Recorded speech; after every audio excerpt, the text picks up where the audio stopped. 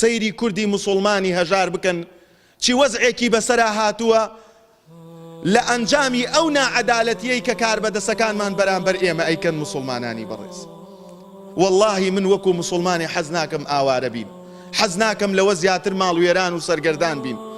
پیاوێکی بەڕێز کە قەومە و ئێستاکە ڕەنگە ڕوبعێکی مزگەوتەکە بیناسێ، وتی دوێنێکە شەو بۆمی باس کرد، وتی کابرایەک ئەناسم ساڵانێکە هەیەتی ماڵێکی فەقیر کرێچی ئەو ماڵن ئەو کابرایەن، وتی لەوەوە بینم لەگەڵیا تێک چوو خوا عەلیمە مامۆستا لێی تووڕە بوومتم تۆ هەر پیاونیت پەرژینێ قایم بێ لە ڕووتان.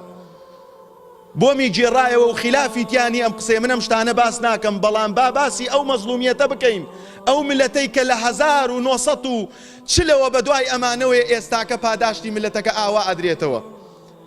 وتی پێمی وتووە من ماڵێک کرێچی من 6 مانگە کرێیان نەداوە، کابرای ساحب خانوو وا ئەزانێ لێیان خۆش بووم، بەڵام ژنەکە وتێتی 5-6 مناڵمەیە بۆ خاتر خوا مەمان کە بانجادەی خەڵکو و هیچ شوێنێ نییە بۆی بڕۆین، هەموو مانگێ ئەڕۆم زینای لەگەڵا ئەکەم مقابل کرێکەی.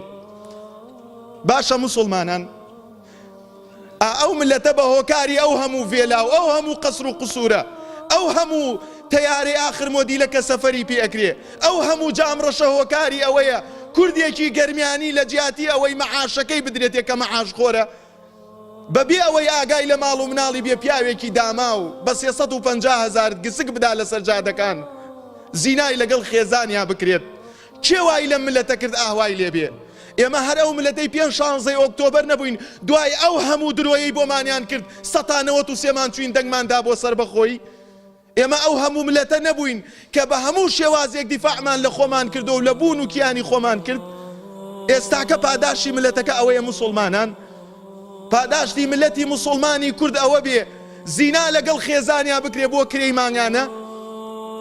بەداخەوە من بەس ئەم شیعرە بۆ کاربەدەسەکان ئەخوێنمەوە، ئومێد ئەەکەم پێیان بگە. وسافر بقلبك بين الورى لتبصر آثار من قد ظلم فتلك مساكنهم بعدهم شهود عليهم ولا تتهم. ئەم دوو کۆپلە شیعرە پێشکەشە بە کاربەدەسانی ئەم هەرێمە. وسافر بقلبكم بين الورى لتبصروا آثار من قد ظلم. سەرکردەکانی کوردستان دڵتان برن لەگەڵ خۆتانە و سەفەرێکی تاریخ بکەن. ئەو هەموو فەلسەفەی ئیغریق و ڕۆمەکان، کتێبە سەوزەکەی قەزافی، سەید ڕەئیسەکەی خۆمان، عەلی عەبدوڵڵا ساڵحی یەمەن کۆمەڵێ مناڵ کوشتیان ئەتانوێ ئاهواتان لێبێ وەرنەوە ناو ملەتەکەی خۆتان. ئێوە ڕۆژانێ بوو لەم لادەیانە ساوەر و نیسک و نۆکتان ئەخوات، وەرنەوە ناو ملەت ئێستاکەش والله الذي لا إله إلا هو ملەتێک نییە لە کورد بە سەبرتر.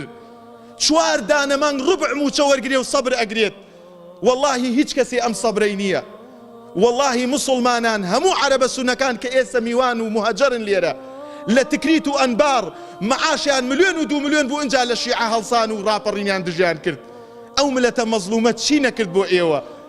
منیش هەر ئەوە نەئەڵێم دڵتان بەرن و سەفەر بکەن لتبصروا آثار من قد ظلم. بچاوی دڵتان ببینن ئەوانەی کە ستەمیان لە ملەتەکانی خۆیان کرد چیان بەسەرا هات، خان و ماڵ و دام و دەستگا و دەوائیرەکانیان شاهیدە لەسەریان، شهود عليهم ولا تتهم. کەس ناتوانێ بڵێ بەخوا نەیان کرد، کەس ناتوانێ بڵێ بەخوا قەزافی پیاوێ چاک بوو، عەلی عەبدوڵڵا ساڵح پیاوێ چاک بوو.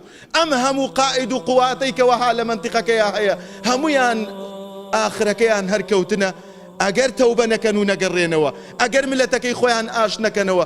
واللهی هیچ کوردێ نییە حەزکا تورکێک حکمی بکە، هیچ کوردێک نییە حەز بکە عەرەبێک بێ حکمی بکە، فارسێک بێ حکمی بکە. لە 1923 لە شێخ سەعیدی پیرانەوە ڕەحمەتی خوای لێبێ ئەم کوردە لە ڕاکە ڕاکایە بۆ ئەوەی خۆی حکمی خۆی بکە. ئێستاکە زەلیلی بەردەسی عەبادین، زەلیلی بەردەسی ئۆردوگانن، زەلیلی بەردەسی ئێرانن، تەنها شەقوەشێنن لە مامۆستای داما و لە پیرێژنێکی داما و لە دکتۆرەیەکیان داوە موسڵمانانی بەڕێز. ئەو دکتۆرەیە لە ئەوروپا 70-80 وەرەقە مەعاشەکەیەتی، لێرە 500,000 و نایدرێتێ.